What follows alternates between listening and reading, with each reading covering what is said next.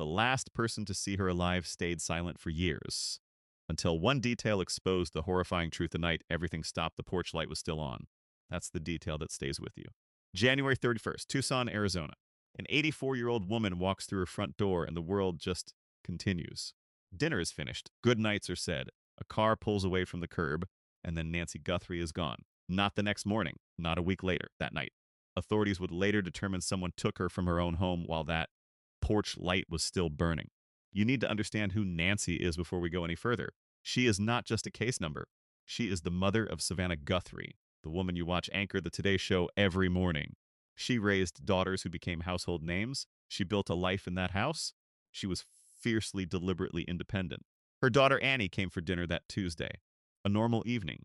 The kind families have 10,000 times without thinking. But this one would become the last verified moment anyone outside that home would share with Nancy. Annie's husband, Tommaso, drove Nancy home afterward. Her house sits close to theirs. It was a short drive. He dropped her off. She went inside. By February 1st, the family reported her missing. By the time investigators pieced together the timeline, Nancy had already been taken. Stay with us, because in Chapter 2, we're going to show you the digital trail that nobody expected to surface. Subscribe right now and turn on notifications. When this case moves, you need to be here.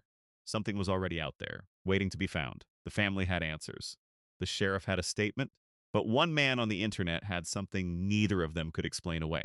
The post nobody was supposed to find, his name is Jonathan Lee Riches. He goes by JLR. He is not a detective. He holds no badge, no official title, but he has spent months doing what thousands of people do in high-profile missing persons cases, pulling threads, searching public records, tracking digital footprints that most people assume disappear quietly over time. They don't. JLR found a post, traced back to Basis Oro Valley, a school in Tucson. Tommaso teaches there. And what JLR pulled from that platform stopped people cold. Here is what Tommaso allegedly wrote, word for word. "Oh, I got a parasite larva migrans during my trip to Costa Rica, and I let it live in my leg for 3 months to show my kids the parasite-host relationship firsthand." Gross, right? Read that again slowly. A science teacher, a biology lesson. A man who, by his own account, allowed something to burrow into his body for months, not out of neglect, but out of deliberate choice, to demonstrate control, to show what a host relationship looks like up close.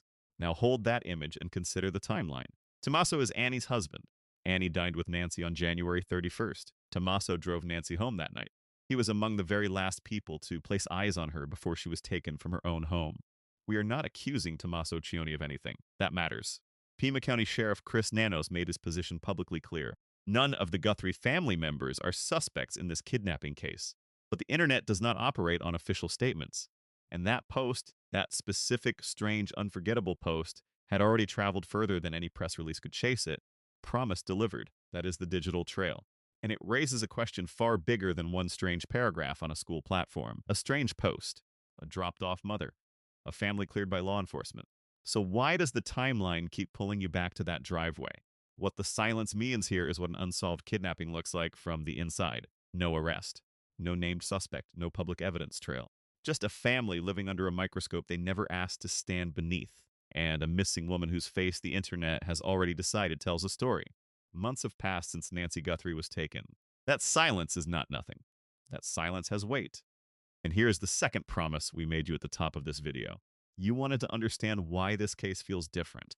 Here it is, broken down into exactly what makes it uniquely suffocating. 5 reasons this case refuses to close. No named suspect, officially. After months of investigation, Pima County has not publicly identified anyone. That vacuum breeds speculation the way standing water breeds mosquitoes. 2, the last known people with Nancy were family. That is not an accusation. That is a fact that the internet treats as evidence regardless of what law enforcement says. 3, Savannah Guthrie's public profile amplifies everything. Every development reaches a national audience within hours. The pressure on investigators is not theoretical, it is constant. 4, the parasite post lives rent-free in the public consciousness. It proves nothing. It explains nothing. But it is viscerally strange, and the human brain does not easily file strange things under innocent. 5, Nancy has not been found. No body, no confirmation of life. That open wound keeps every theory alive simultaneously. Annie carries the weight of being the last family member to see her mother consciously, deliberately, lovingly. She made dinner. She said goodbye. She watched her husband drop Nancy home. And now she lives inside a story with no ending. Savannah watches from a public platform, saying just enough to remind the world her mother is still missing, and not one word more. This is what injustice looks like before it has a face. Drop your answer below. Does official clearance change how you see someone? Or does proximity always leave a shadow? Because here is what no one has answered yet. If it wasn't family who had access, motive, and 4 months of silence on their side, the shape of what we don't know, let's talk about what this kidnapping actually required. Someone targeted Nancy Guthrie. They knew she was 84. They knew she lived alone. They knew her neighborhood. They knew her routine well enough to move on the exact night her family had been there and left. This was not random.